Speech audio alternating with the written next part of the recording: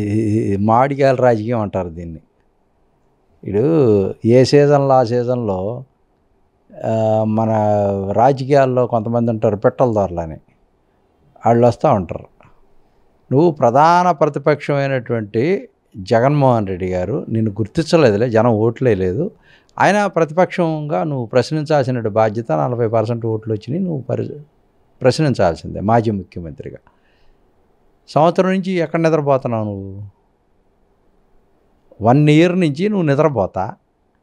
ఇప్పటికిప్పుడు నువ్వు బంగారుపాళ్యంలో సమస్య వచ్చిందని, సరే మార్కెట్టు ఉలవపాడులో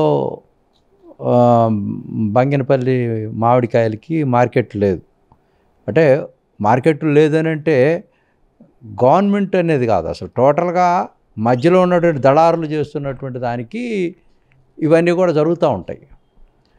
ఇక్కడ న్యూజివీడ్లో ఇక్కడ మామిడికాయలకి ధర లేదు అంటే, ఈ 2 జిల్లాల్లో నువ్వెందుకు పలకరించలేదు అంటే, ఇక్కడ నీకు ఓట్లు ఇవ్వనా, లేకపోతే జనం ఇక్కడ ఉన్నటువంటి వ్యక్తుల మీద, ఆ జాతుల మీద కోపమా?